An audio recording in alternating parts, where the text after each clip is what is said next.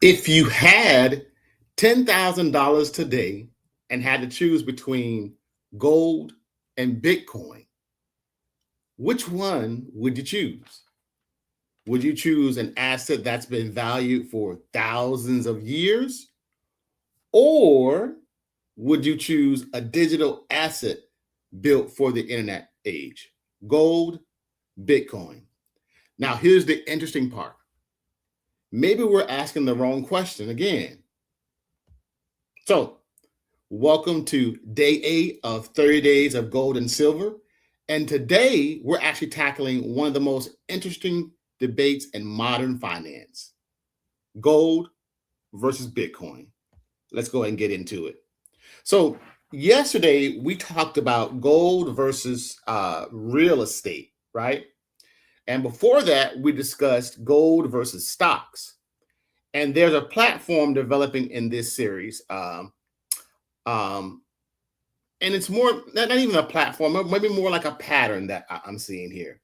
And I'm not interested in simply telling you the asset is good, the asset is bad.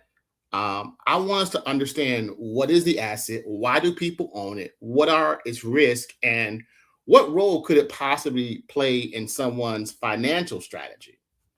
So let's apply that same thinking to Bitcoin. So gold is something Bitcoin simply cannot have. Thousands of years of history. So civilizations have valued gold across generations. So it's been used as money, jewelry, a store of value, a reserve asset, a symbol of wealth, an industrial material.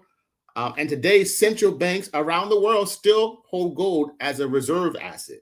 So gold's history, it doesn't guarantee its future performance, but it does give us an extraordinary long track record to study. So Bitcoin, though, is something completely different. It's much younger. Bitcoin was introduced in 2009 as a decentralized digital asset operating on a blockchain network. So there's no physical Bitcoin bar sitting in a vault. Ownership is only represented digitally through the Bitcoin network. So Bitcoin was designed with a maximum supply of 21 million coins. And that limited supply is one reason Bitcoin supporters sometimes describe it as digital gold. But Bitcoin and gold are definitely not identical. Excuse me. So this is where the comparison really gets kind of interesting. So both gold and Bitcoin have supply chain constraints. You can't supply and manufacture unlimited gold. Finding and mining new gold requires time, capital, equipment, energy, exploration. Uh, Bitcoin scarcity works differently. So the maximized supply is built into its maximum supply really is built into its protocol. So while the mechanisms are completely different, supporters of both assets really frequently focus on one important idea, and that's scarcity. So, and scarcity really matters because something that can be produced without meaningful limitation generally behaves differently from something whose supply is constrained. Now, we get to one of their biggest differences. Gold is physical. You can hold it, you can weigh it, you can store it, you can transport it, you can turn it into jewelry, you can use it industrially. Bitcoin is digital. It can be transferred electronically across the Bitcoin network, and that creates advantages and not only advantages but different risks. So Bitcoin ownership requires understanding things like digital wallets, private keys, custody, exchanges, cybersecurity, and gold has its own considerations: storage, insurance, verification, dealer spreads, transportation. And neither one is friction free. So the risks are simply different. Here's another major difference: Bitcoin has historically experienced significant price volatility.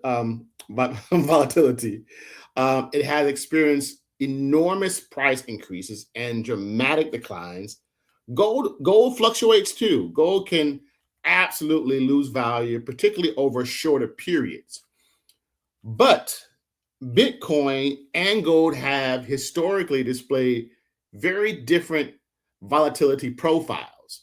And that's important because your ability to tolerate volatility matters when choosing any investment. So I think this is fascinating. Now, as someone who has studied financial history about protecting wealth, and they may immediately mention gold. Ask someone immersed in technology and cryptocurrency, and they may immediately mention Bitcoin. Neither response automatically makes that person right or wrong. They're only looking at the same problem through completely different lenses.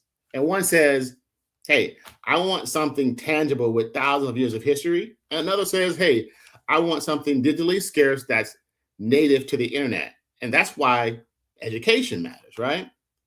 So this really takes us back to what we've been discussing throughout this series so far. Why do we always want one winner? Gold or stocks, gold or real estate, gold or Bitcoin? Depending on someone's goals and risk tolerance, they may choose one, they may choose neither, or they may decide there's room for multiple types of assets, and that's diversification. Diversification doesn't guarantee profits or does it eliminate risk. It simply recognizes something very important. Nobody knows the future with certainty. The older I get and the more I study wealth, the less interested I become in chasing the next hot thing. I'm much more interested in understanding, what do I own? Why do I own it? What risk am I taking? And how does it fit into my overall financial picture, financial plan? And that's the mindset I want you to encourage throughout these 30 days. Don't invest simply because something is trending, and don't reject something simply because it's new. Educate yourself first. So what I want you to do is I want you to kind of remember, the framework that we're building here. And you may want to write this down. Create, grow, preserve, transfer. Okay. Create income, grow assets, preserve what you built, and ultimately transfer something meaningful to the next generation. Different assets may potentially serve different roles along the way. So let's recap. Gold has thousands of years of history as a valued physical asset. Bitcoin is a much newer decentralized digital asset. Both have forms of supply constraint, but they're fundamentally different. Gold is physical, Bitcoin is digital. Both can fluctuate in price and both have risk, and neither is guaranteed to make you money. The important question isn't simply which one will go up, it's, do I understand what I'm buying and why I own it? Now, I want to hear from you. If someone handed you $10,000 today and you had to choose gold, Bitcoin, or both, which one would you choose? Drop your answer in the comments and tell me why. And if you'd also like to learn about physical gold and silver and explore the platform I personally use, you can visit the link in the description. And again, like I always say, don't buy something just because somebody on YouTube, talked about it, and that's including me. Learn, research, understand, then decide.